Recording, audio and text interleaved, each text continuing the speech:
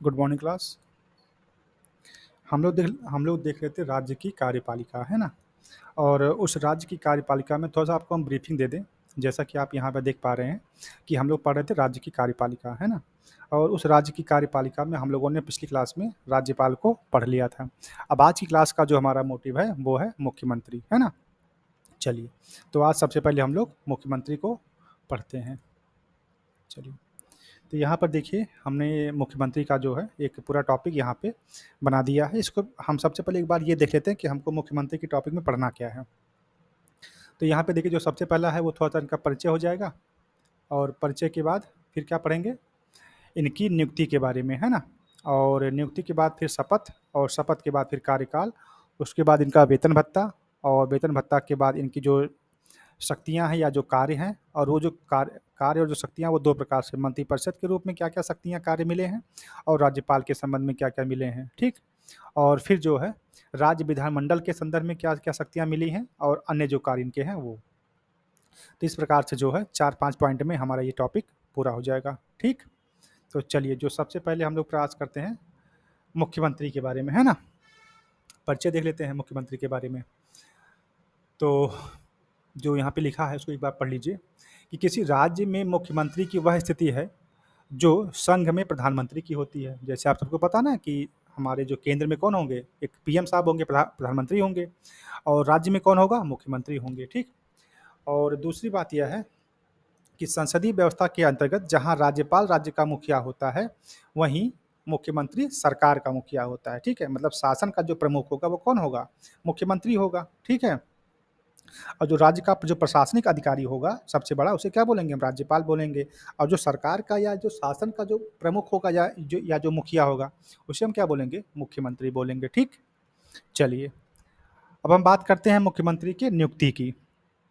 चलो भाई, point number 1 देख लेते हैं कि अनुच्छेद 164 में यह प्रावधान किया गया है कि राज्य के मुख्यमंत्री की नियुक्ति राज्य का राज्यपाल करेगा। मतलब अनुच्छेद 164 में यह लिखा है कि राज्य में एक मुख्यमंत्री होगा, ठीक। और उसकी नियुक्ति कौन करेगा, राज्यपाल करेगा।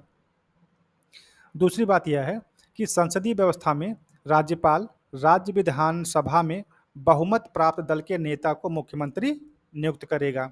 आप लोग जब विधानसभा का जब चुनाव होता है तो उसमें आप विधायक चुनते हैं, और उन विधायक और जितने भी विधायक होते हैं वो किसी ना किसी पार्टी से संबंध अपना रखते हैं।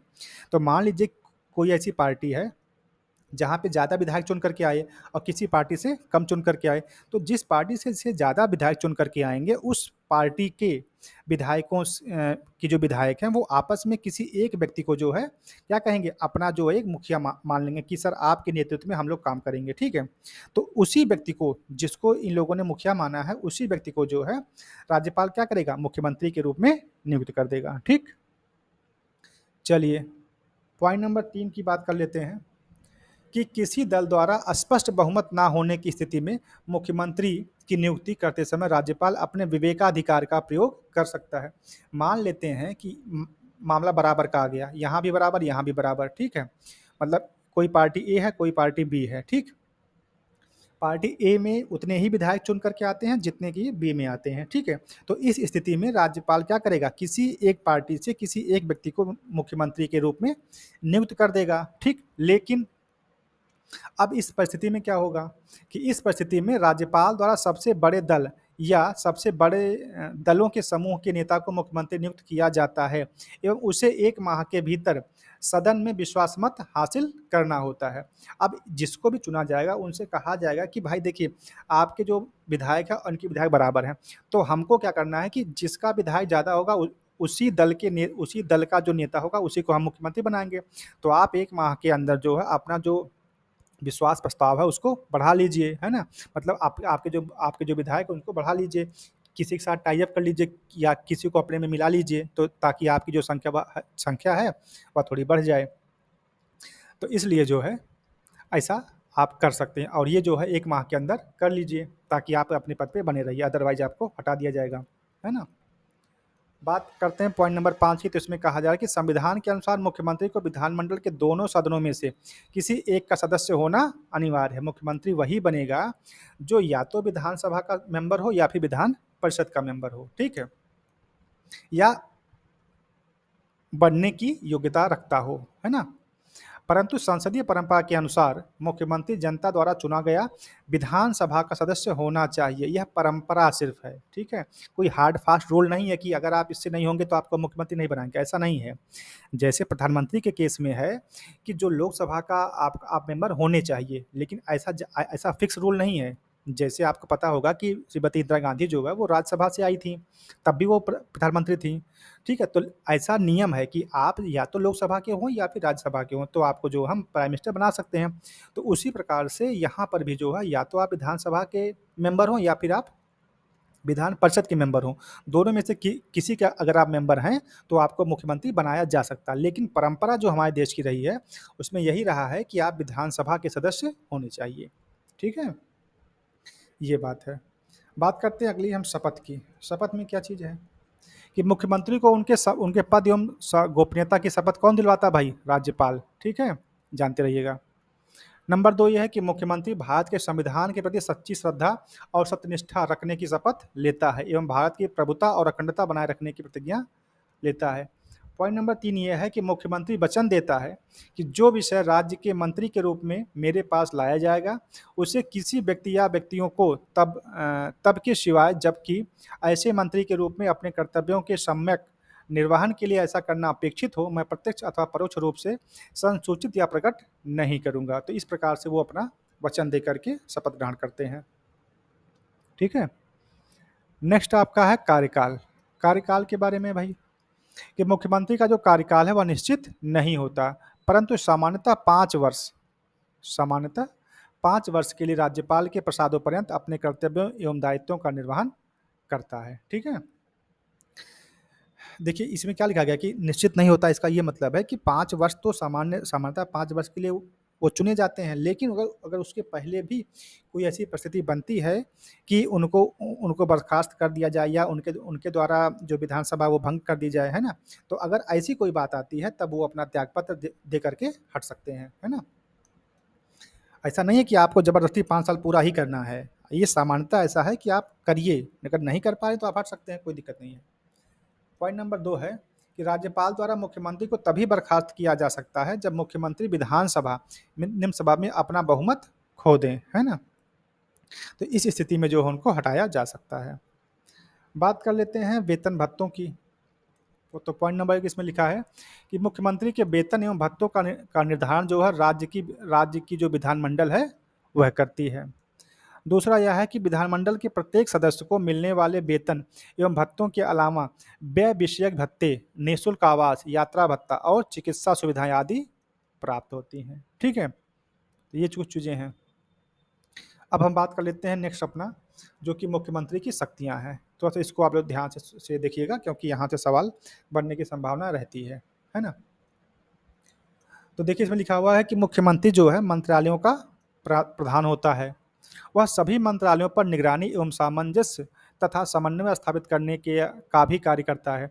इस प्रकार मुख्यमंत्री राज्य के नीति निर्माता के रूप में अपनी सक्रिय भागीदारी निभाता है और मुख्यमंत्री कार्य एवं शक्तियों को हम निम्नलिखित बिंदुओं के माध्यम से देख सकते हैं। तो इनके जो कार्य हैं वो 4 प्रकार से हैं। पहला हम लोग देख लेते हैं कि मंत्रिपरिषद के संदर्भ में, दूसरा राज्यपाल के संबंध में और तीसरा जो है राज्य विधान मंडल के संदर्भ में और चौथा जो है वो अन्य के संदर्भ में।